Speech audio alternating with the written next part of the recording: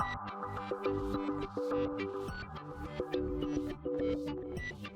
and welcome to my PlayHouse. And today, this one didn't work last time. This is a HBA. It can see a lot of external drives, but it didn't work very well. And I tried everything. So what the world hasn't come to, I'm gonna have to try and install Linux on this machine. Yeah, you heard me, Linux. You know, the operating system for people that didn't get enough love as a child and is now self-hurting. Well, doing that through this operating system that is available in over 200 different versions, depending on which kind of pain you like. But I'm not really very keen on this self-hurting, so I'm gonna try and take one of the least painful version of Linux, which is, of course, and this is where all the Linux guys will disagree in the comment section below. Well, they can't agree on anything. They can agree on Linux, but ask them which one is the best. 200 versions later, they will still be disagreeing in the comment sector. Do you know why Linux's logo is a penguin? It's because without Windows it becomes very, very cold. But without further annoying jokes, I'll try to get on with it. Oh, I forgot. I'm gonna try and install it on this Intel solid state drive, which is already working in this server. So if it works on Windows, I am sure it works on Linux. Very awesome subscriber, Core, who has also been editing a lot of my videos, thought that I needed a couple of these, and yeah, thank you, Core. So let's have a peek. You can see that one has Windows on it, so we're gonna replace that one with another one. And I also have a RAID controller for the front drives. We're gonna take that one out, and then we're gonna put the other one in. There. So we have these two. So, and this is the awesome IBM/Lenovo X3650 Model 4. So this is the operating system one. We'll take that one out. Then we'll take that HBA and put that in a little bit. We're gonna disconnect. We are disconnecting the front cables for the disk subs there. And we are taking this HBA out, which is a Hewlett-Packard one, and an H220. I must admit that has been working very nicely. And then we're gonna put this in. Oh, so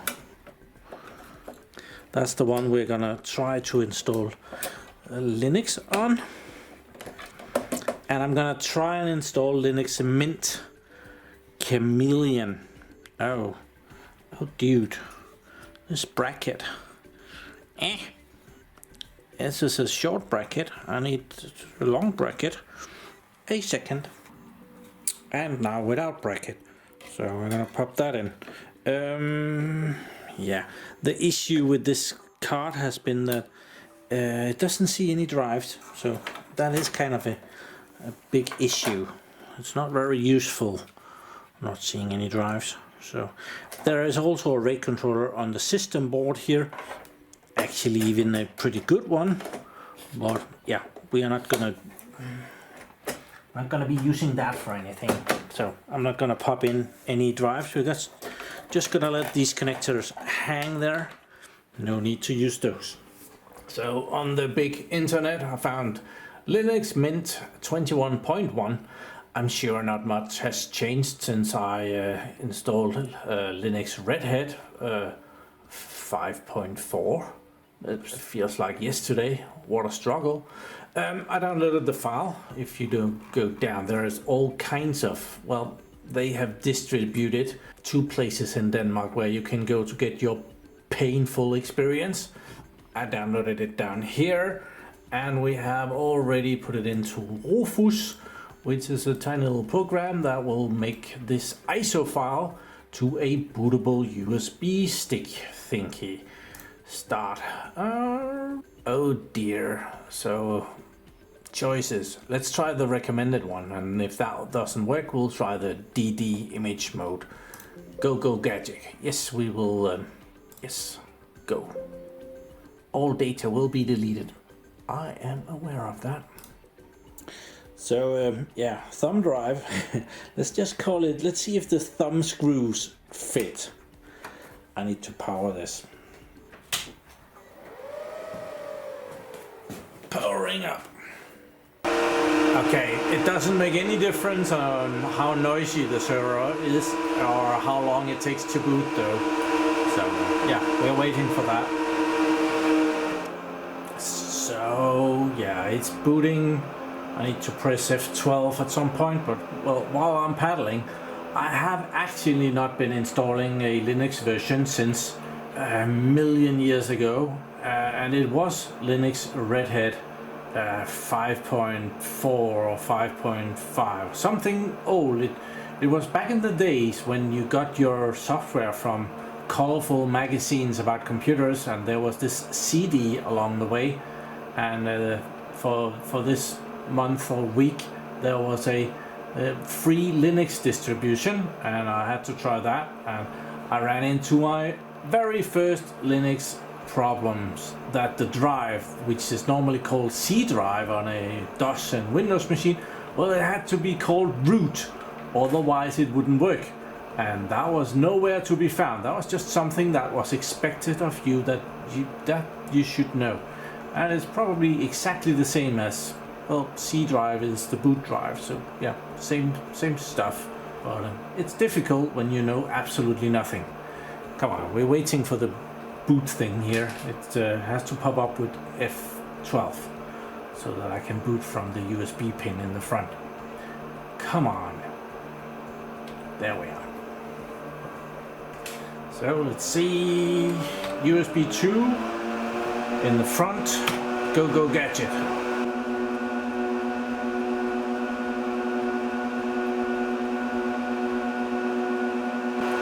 Okay, we get something. I guess it's the top one. Compatibility mode. I would expect that this hardware in this server is very compatible. So yeah, well, it sees the USB key. Let's just take that one and then pick the first one and see what we get. I'm sure lots of you have installed Linux before. It's just me that are years and years and years behind. Oh, it came with something. It made an error. But, okay. Something is on the screen, well, logo.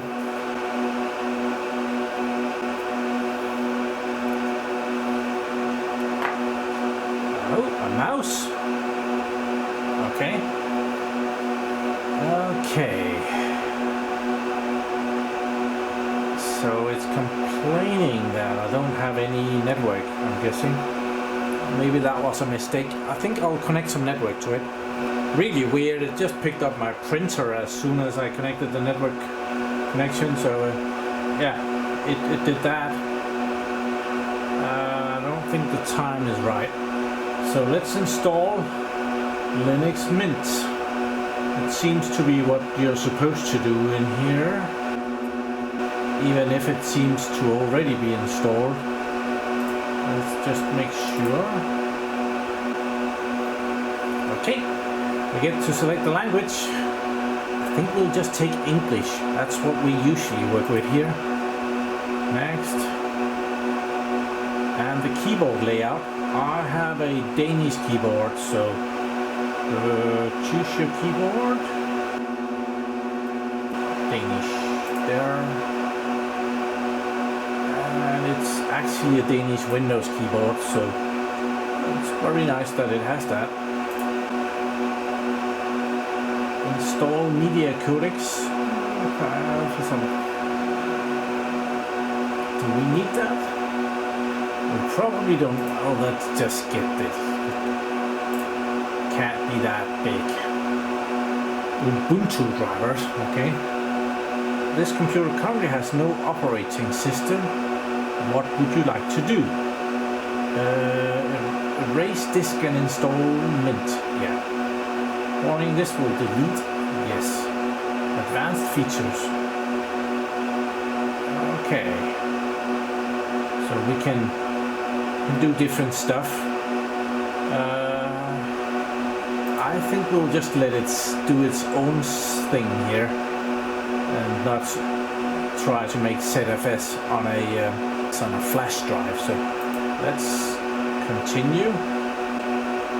I have no idea. It seems to have found an NVMe drive to install on, so that's probably okay. Next.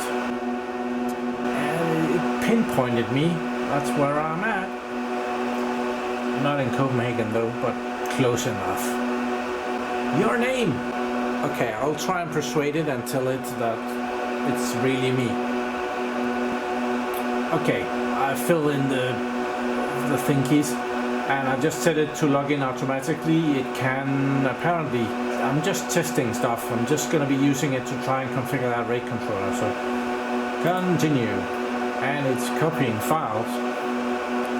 Oh, it seems that this operating system can browse the web. Who would have thought? You can even watch YouTube. You should try that someday. It's not all that wasteful. There is some annoying clowns on there, I can assure you that. It didn't give me much choice of where to install my stuff, so I hope that it found the right, install on that flash drive and isn't just deleting the USB key and trying to install on top of the installation. But yeah, we will see when that bit of the progress bar is done. It's doing stuff. Okay, almost there. Okay, so installation has finished. You can now continue with Mint, but restart your computer, change paint, blah blah. Okay, restart now. And I will remove the USB thingy. Oh.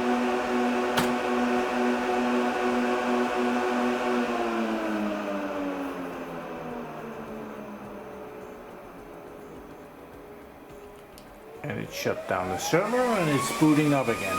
So, okay. I don't think we have to wait for that. You get to skip the startup.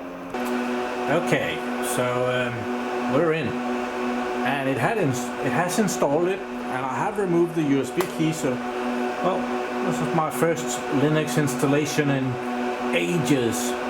So I could read all of this. It would probably be a good idea. New features. So that is installed, and it does see my network settings. It has gotten an IP. It's marvelous. So where do I go and check if it sees my RAID controller in there? Oh, this looks almost like a Mac, doesn't it? Well, it might look like a Mac, but well, as soon as you get going, it finds updates, so it's kind of like Windows as well.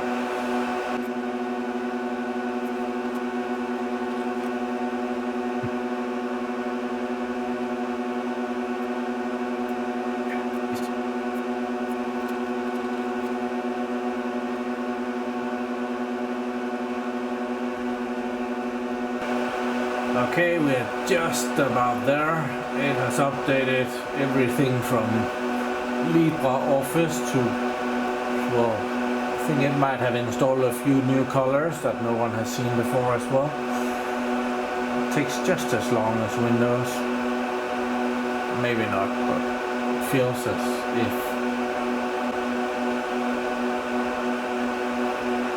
Okay. Reboot required to take effect. Oh, I used to know an operating system that needed that as well. What was the name of it again? Okay. But I have been looking. I wanted to see some hardware in here. I can see the network down here. and we can see some system settings, control panel, not a whole lot here. But down here there is a system settings, and there's something called administration as well. Maybe that's the way to go.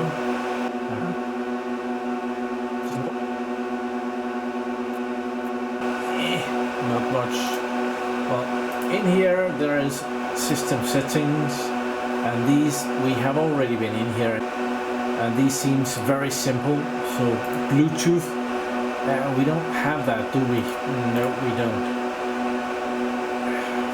We have some system information where it tells us actually what CPU is in here, so that is cool. But it does also tell me what disk I have in here. So it shows me that 400 gigabyte flash drive that is that we're booting on. So it kind of worked okay picking that one. That was no issue whatsoever. That's nice. And we have some benchmark. Start benchmark. Let's see what it says. It needs a password to run the benchmark. Okay. Seems like a pretty decent speed up there. 3.2 gigabytes per second. Very nice. Never mind. But the advanced stuff for like seeing that HBA card in there, I haven't found that yet. So I haven't been able to find anywhere to get the data I need easily. But I did find that well, the command prompt here, and if I go up and ask it LSP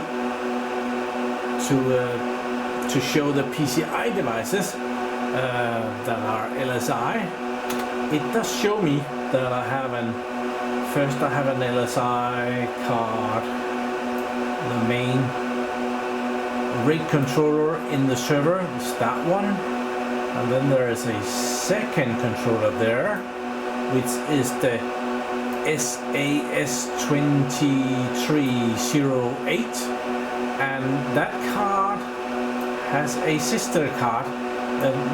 That PCI card we put in there is like two cards glued together, and so they show up as two individual cards here, but it is like two controllers on one card, even though they do have different addresses here. So yeah, okay, I am trying to get LSI utility to work, which is a command line thing that RF server, the RF server used in his video to fix this card. And yeah, let's just see. I downloaded, I found it on the internet. I downloaded a GZ file, which is it's like a zip file just for Linux, and inside there is like this, and I think this is programmed in C, so I need this file, and it tells me how to do that.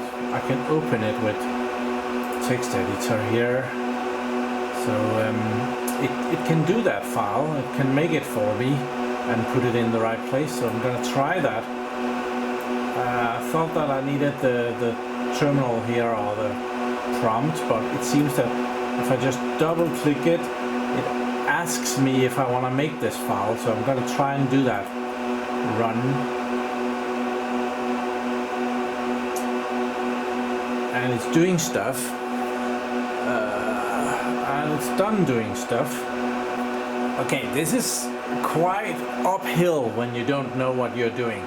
It seems that this is C code, I'm guessing that's what the C is, and this file makes it into an executable file up here. And if we read this, it's supposed to copy it into the user bin, which I have opened over here, and that it didn't do.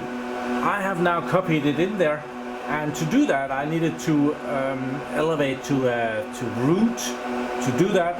And doing that, it now works better. It still doesn't work perfectly, but it did something that it didn't do before. Right now, it's not showing me any of the MPT port something. So a little progress. Yeah, I'm a regular hacker, so I figured it out.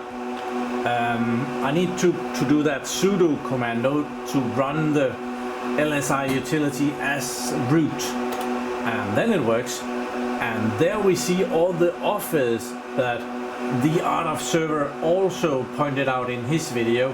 So now I should be able to turn all of that crap on again. So I am naturally stealing all of this from Art of Server's video. I will try and leave that in the links below, because that is probably only fair. He explains this a lot better, but what we really want is to get all of these off to not be off, because that's a drag. So let's see. He writes this command, and he gets into this menu, and we're gonna skip to the end of it. He explains very well, but he says that number 61, restore default settings, will fix this. So I'm not gonna be too fine to just hit that, and then we should be able to do number 60. I think. No. Okay. So let's go out again. 0 to quit, and then do this one. And absolutely nothing has changed. So what did I do wrong? My mistake. We need to reset the ports for it to show up 99, and it should be resetting the ports, and now we should be able to see the ports again.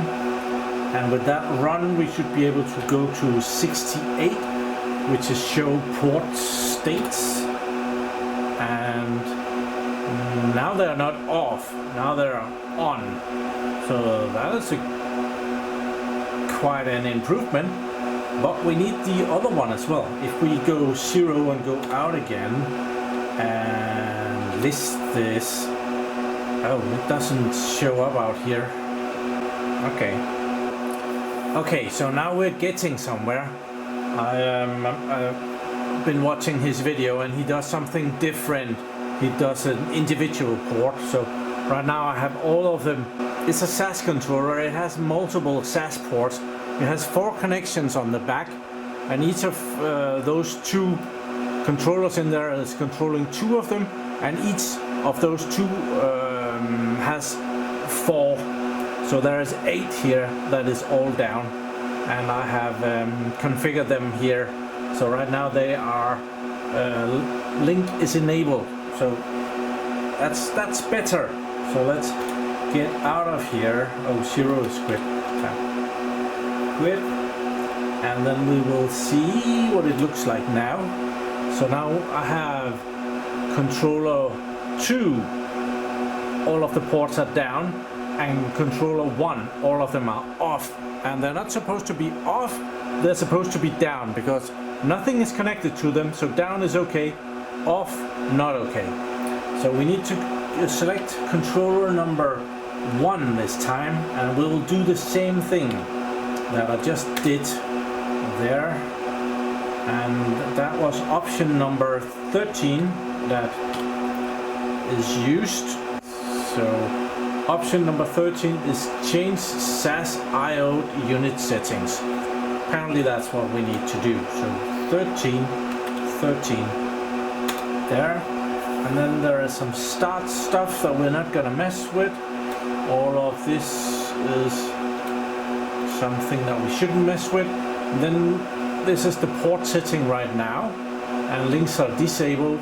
So we need to select all of the ports, which they have a very nice option for down there. So we need to select all of them, which is 8 there.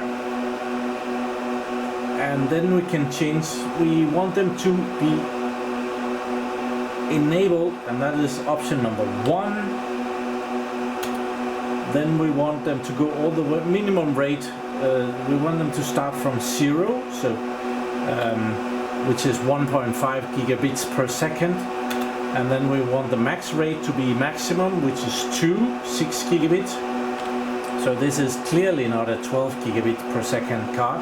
It's 2, and then we need there's another minimum rate indicator. We want to enable that, so that is 1. And target, we want to disable that, so that is 0. And port width, we want that to be 1 as automatic. And then we end up with this. We have links enabled, minimum rate, maximum rate, and that is wrong. So we need to do that again. So yeah, okay, sorry. The minimum rate, maximum rate, and the rest I think is okay. So enter to.